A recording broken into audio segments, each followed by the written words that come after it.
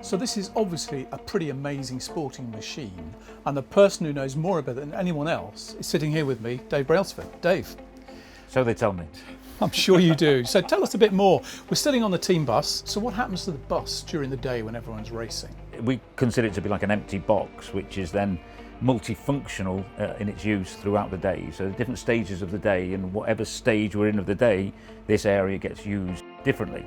Every day we try to arrive at an hour and a half before the start of the race. And as soon as the bus stops, we put down the screen in the front, and then it transforms from a travelling environment to a meeting environment. Screen comes down and we have our day's briefing. Nico, the lead sports director, comes to the front, puts his daily presentation on, and then he briefs the team on the plan for the day.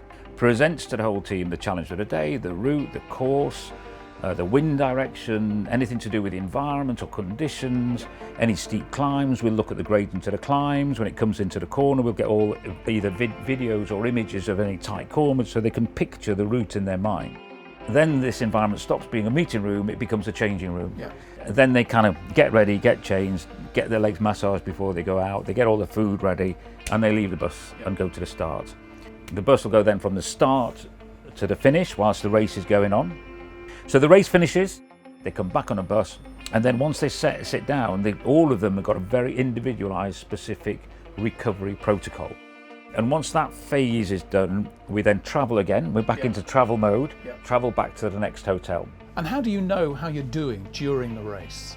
The coaches have gone to see the riders and spoken to them individually, getting feedback. We've got feedback from mechanics, feedback from the rest of the team.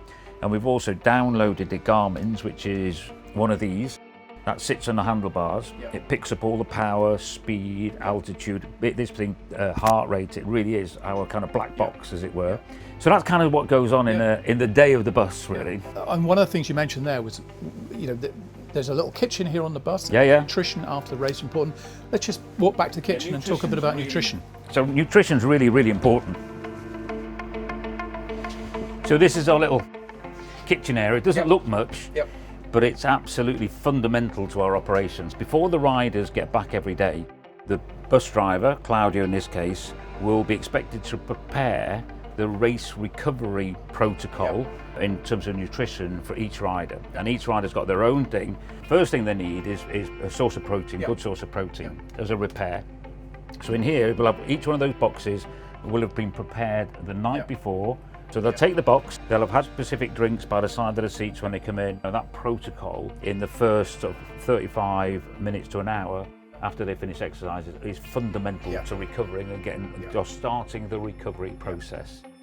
It's probably 3 or 4 months since we first got together. How's it been for you? How have you found INEOS? Definitely had a flavour of the INEOS way, should I say. There's no, there's that whole, well, why not? We look better than we did, I think, which is fantastic. Flames burning brightly in everybody, and you can sense the energy. But all in all, it just feels ship is sailing very fast in a fantastic direction. The horizon looks bright, and it's just great excitement around the place. Dave, that's brilliant, and we're having great fun as well. So Good. Thank you very much. We need to keep the humour. Absolutely. Keep the humour. Keep the humour.